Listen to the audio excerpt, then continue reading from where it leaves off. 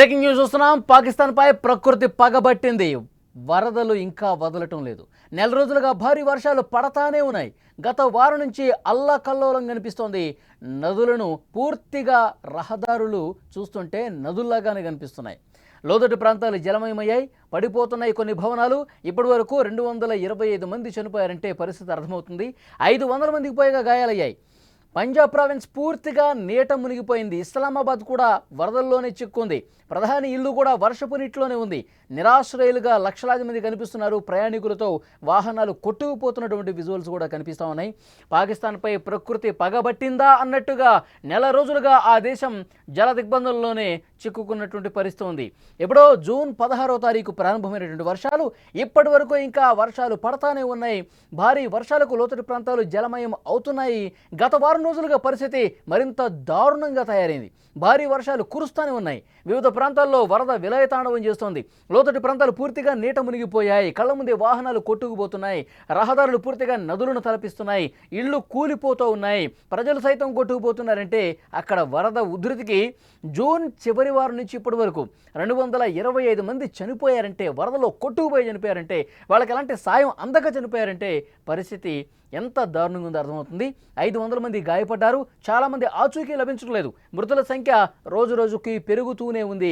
అక్కడ వర్షాలకు వరదలకు రోడ్లు కూడా ఏ విధంగా ధ్వంసమయ్యాయని మీరు చూస్తూ ఉన్నారు. రోడ్లు కూడా పూర్తిగా కొట్టుకుపోయిన పరిస్థితుంది. ఆ వరదల్లో చిక్కుని గ్రామాలు జల దిగ్బంధంలో చిక్కుని ఇంకా ఇళ్లన్నీ కూడా పూర్తిగా నీట మునిగిపోయినటువంటి పరిస్థితుంది. అక్కడ ఇస్లామాబాద్లో, అక్కడ పంజాబ్ ప్రావిన్స్లో, అక్కడ రావల్పిండిలో, అక్కడ గావల్పిండిలో ఎలాంటి దారుణమైనటువంటి సిచ్యువేషన్స్ ఉన్నాయి. మండిలో, రావల్పిండిలో ఈ రెండు చోట్ల కూడా విపరీతంగా కురిసినటువంటి వర్షాలకు పూర్తిగా జల దిగ్బంధం అయినటువంటి పరిస్థితి ఉంది. మరోవైపు కటారియన్ ప్రాంతంలో కూడా పూర్తిగా జల దిగ్బంధంలో చిక్కున్న పరిస్థితి ఉంది. మరణాలు ఎక్కువగా మాత్రం పంజాబ్ ప్రావిన్స్లో ఉన్నాయి. ఆ ప్రాంతంలోని వరదలు పోటెత్తాయి. అటు పాక్ రాజధాని ఇస్లామాబాద్ కూడా నీట మునిగింది. ఇక్కడ విజువల్స్లో మీరు చూస్తున్నారు. వరదలో ఒక వ్యక్తి ఏ విధంగా కొట్టుకుపోయాడు, ఆ వరద నుంచి ఏ విధంగా బయటకు వస్తున్నాడో చాలా స్పష్టంగా విజువల్స్లో మీరు చూస్తూ ఉన్నారు. ముందుగా కొట్టుకుపోయినటువంటి దృశ్యం మీకు చాలా స్పష్టంగా కనిపిస్తుంది. వరద ఉధృతి పైనుంచి వస్తున్నటువంటి వరద, ఆ వరదలో సగం దూరం కొట్టుకుపోయి ఒక దగ్గర వచ్చి ఆగాడు.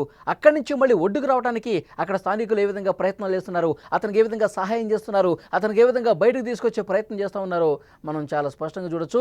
అంటే ఎగువన కురుస్తున్నటువంటి భారీ వర్షాలు పూర్తిగా అక్కడ నీట మునిగిపోయాయి. ఇళ్ళు కొట్టుకుపోయాయి. కార్లు కొట్టుకుపోతున్నాయి. చూడండి, కారు ఏ విధంగా కొట్టుకొస్తుంది చూడండి. 2 వ్యక్తులతో ఆ కారు కొట్టుకుపోతున్నటువంటి పరిస్థితి. 2 వ్యక్తులు ఉన్నారు. మీరు అక్కడ విజువల్స్లో చూస్తూ ఉన్నారు. కారు అద్దంలో నుంచే ఒకతను చేయి పెట్టి హెల్ప్ చేయండి అని చెప్పి అడుగుతూ ఉన్నాడు. ఆ కారు అద్దంలో నుంచే మనకి చేయి పైకి కనిపిస్తూ ఉంది. మమ్మల్ని కాపాడండి, ఈ వరద ఉధృతి నుంచి మమ్మల్ని కాపాడండి, మమ్మల్ని రక్షించండి అంటూ అతను ఆర్తనాదాలు చేస్తున్నటువంటి పరిస్థితి విజువల్స్లో చూస్తున్నారు. అక్కడ ఎగువన కురుస్తున్నటువంటి భారీ వర్షాలు పూర్తిగా ఏ విధంగా వరద ఉధృతి కొట్టుకొస్తుందో, కారులు ఏ విధంగా కొట్టుకొస్తున్నాయో, అందులో ఉన్నటువంటి జనం అదేవిధంగా కారులతో కొట్టుకుపోయి వస్తున్నటువంటి పరిస్థితి. తమ ప్రాణాలు అరచేతలో పెట్టుకుని, గుప్పిట్లో పెట్టుకుని ఒడ్డున తీర ప్రాంతాలకు కూడా చేరుకుంటున్న పరిస్థితి ఉంది. విజువల్స్లో మీరు చూస్తున్నారు. అక్కడ సైనిక సిబ్బంది, అక్కడ బాధితులు ఎవరైతే ఉన్నారో వరద బాధితులు వాళ్ళందరికీ ఆహారము, నీళ్లు అందిస్తూ ఉన్నారు. సహాయ కార్యక్రమాలు విస్తృతంగా జరుగుతున్న పరిస్థితి. ఇప్పటికీ ఈ రోజు వరకు మనకు అందుతున్న సమాచారం 225 మంది వరద ఉధృతికి కొట్టుకుపోయారు. చాలామంది కొట్టుకుపోయి చనిపోతే, మరికొంతమంది అక్కడ కార్లలో మునిగిపోయి చనిపోతే, కార్లు వరద ఉధృతికి కొట్టుకుపోయి చనిపోతే, మరికొంతమంది తమ ఇళ్ళు కూడా పూర్తిగా మునిగిపోయి కొట్టుకుపోయి చనిపోయినటువంటి పరిస్థితి. అలా 225 మంది ఈ నెల రోజుల వ్యవధిలోనే పాకిస్తాన్లో కురుస్తున్నటువంటి భారీ వర్షాలకు చనిపోయిన పరిస్థితి. ఇంకా లక్షలాది మంది ప్రజలు నిరాశ్రయులయ్యారు. తమ ఇంట్లో ఉండటానికి కూడా వీలు లేని పరిస్థితి. ఒక ప్రమాదకర స్థాయి పరిస్థితుల్లో అక్కడ వెహికల్స్ ఏ విధంగా వరద నీటిలోనే వెళ్తున్నాయి చూడండి. ఆల్రెడీ కొన్ని వెహికల్స్ కొట్టుకుపోయాయి, మరికొన్ని కూడా కొట్టుకుపోయే పరిస్థితులు ఉన్నాయి. అయినా కూడా అంత ప్రమాదకర స్థాయిలో వరద ఉధృతి ప్రవహిస్తున్న అంత కలవట్లను దాటుకుంటూ దుముకుకుంటూ అక్కడ వాటర్ వస్తున్నా సరే కొంతమంది గుడ్డిగా ప్రమాదం ఉన్నా సరే లెక్క చేయకుండా పోతున్నారు. ఆ వరదలోనే కొట్టుకుపోతున్న పరిస్థితి. విజువల్స్ ఇక్కడ చూడొచ్చు.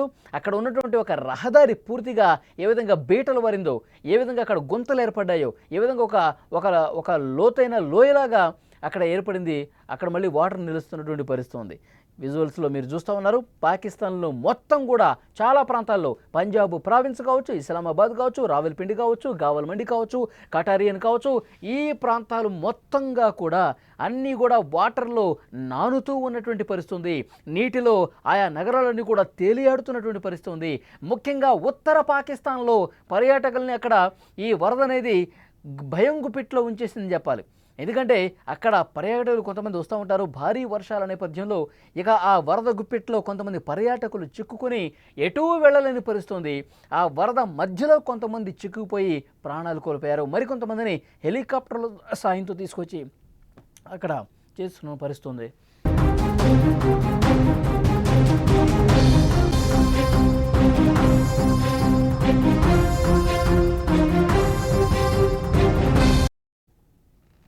విజువల్స్లో మీరు చూస్తూ ఉన్నారు. వరద అక్కడ ప్రమాదకరంగా ఎట్లా ప్రవహిస్తుంది, అక్కడ వరద నీటిలో కొట్టుకుపోయిన వాళ్ళ కోసం గాలింపు ఏ విధంగా జరుగుతుంది, అక్కడ సిబ్బంది సహాయ కార్యక్రమాలు ఏ విధంగా చేస్తూ ఉన్నారు, అక్కడ వాళ్ళందరినీ కూడా హెలికాప్టర్ల సాయంతో వాళ్ళకి ఆహారం ఏ విధంగా అందిస్తూ ఉన్నారు, అన్నీ కూడా మనం విజువల్స్లో చూస్తున్నాం. పాకిస్తాన్లో పూర్తిగా ప్రకృతి పగబట్టినట్టుగా ఎలాంటి దారుణమైనటువంటి పరిస్థితులు అక్కడ ఉన్నాయో మనకు అర్థమవుతుంది. కార్లు కొట్టుకుపోతున్నాయి, రోడ్ల మీద అక్కడ నిలబడ్డ వాళ్ళు కూడా వరద ఉధృతికి కొట్టుకుపోయినటువంటి సందర్భం ఉంది. దాంతోపాటు అక్కడ చాలామంది పునరావాస కేంద్రాల్లో తలదాచుకుంటే మనకు అందుతున్న సమాచారం ఆ పునరావాస కేంద్రాలను కూడా వాటర్ పెద్ద ఎత్తున ముంచెత్తినటువంటి పరిస్థితి ఉంది. అక్కడి నుంచి ఖాళీ చేసి మరికొన్ని సురక్షిత ప్రాంతాలకు కూడా వెళ్ళిపోయినట్టుగా తెలుస్తుంది. అక్కడ వరద ఉధృతికి సంబంధించిన దృశ్యాలు మీరు చూస్తూ ఉన్నారు. చాలా చోట్ల స్థానికులే కాపాడే ప్రయత్నం చేస్తున్నప్పుడు కూడా కొన్ని సందర్భాల్లో కాపాడే సమయంలో కూడా వాళ్ళు కొట్టుకుపోయినటువంటి పరిస్థితి ఉంది. ప్రధాని అక్కడ ఉన్నటువంటి పాక్ ప్రధాని ఇల్లు కూడా నీటిలోనే తేలియాడుతుందంటే ఉత్తర పాకిస్తాన్లో పర్యాటకుల్ని తీసుకెళ్తున్న అనేక వాహనాలు కూడా కొట్టుకుపోతున్నాయంటే ఇప్పటికే 3 పర్యాటకులు కూడా చనిపోయారంటే ఎలాంటి సిచ్యువేషన్ ఉందో అర్థమవుతుంది. ముఖ్యంగా బాబూసర్ రోడ్ మరియు ఇంకొన్ని ప్రాంతాల్లో కూడా అక్కడ పర్యాటకులు చిక్కుకుపోయారు.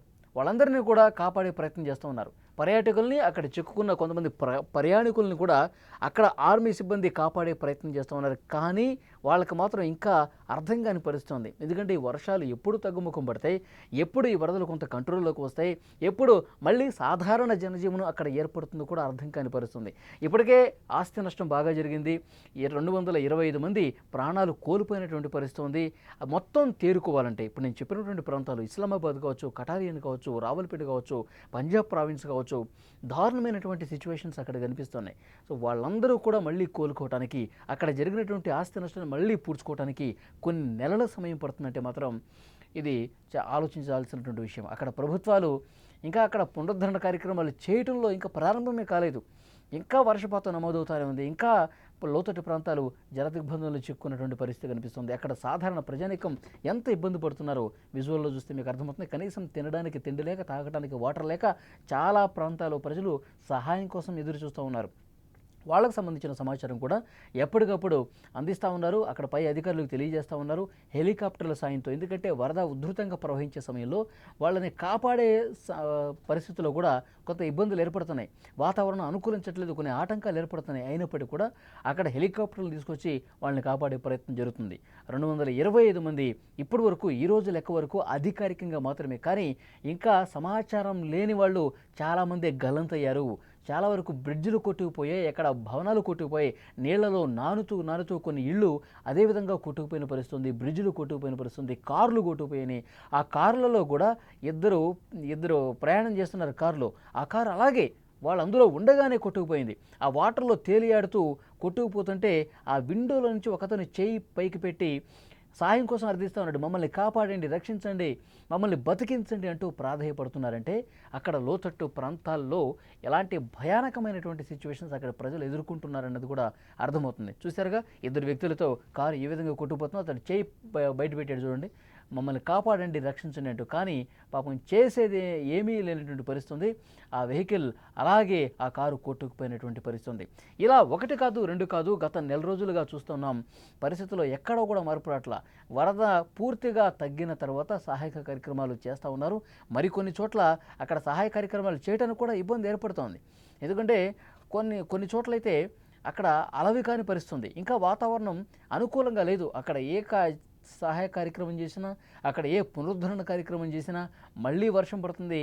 చేసిన పనులన్నీ కూడా మళ్ళీ నిర్వీర్యం అయిపోయే పరిస్థితి ఉంది. విజువల్స్లో మీరు చూస్తున్నారు, పాక్ ప్రధాని ఇల్లుతో సహా మరికొన్ని కీలకమైనటువంటి కట్టడాల దగ్గర కూడా, భవన నిర్మాణాల దగ్గర కూడా పెద్ద ఎత్తున వాటర్ చేసింది. బయటకు రాలేనటువంటి సిచ్యువేషన్ కనిపిస్తుంది. ఇంకా మేడ మీద ఎక్కి, పైన టెర్రస్ మీద ఎక్కి తమ ప్రాణాలు కాపాడుకుంటున్నారు. సాయం కోసం అర్థిస్తున్నారు. ఎక్కడికక్కడ వెహికల్స్ కూడా కొట్టుకుపోయి మనుషులు కొట్టుకుపోతున్నారు. పెద్ద స్థాయిలో అక్కడ గత కొన్ని సంవత్సరాలుగా చూసుకుంటే, 20-30 సంవత్సరాలుగా చూసుకుంటే, ఈ పంజాబ్ ప్రావిన్స్ కావచ్చు, ఇస్లామాబాద్ కావచ్చు, రావల్పిండి కావచ్చు, ఈ ప్రధానమైనటువంటి నగరాల్లో ఇంత భారీ స్థాయిలో, అంటే ఇక్కడ ఒక విషయం చెప్పాలి, 10 గంటల్లోనే ఒక 100-200 మిల్లీమీటర్ల వర్షపాతం నమోదైందంట కేవలం ఒక రోజులోనే. ఇది చాలా రికార్డుగా చెప్తా ఉన్నారు. ఎందుకంటే గతంలో ఈ స్థాయిలో భారీ వర్షపాతం ఒకే ప్రాంతంలో ఒక కుంభవృష్టి కురిసినట్టు కురవటంతో ఈ వరదలు ఈ విధంగా పోటెత్తుతున్నాయి.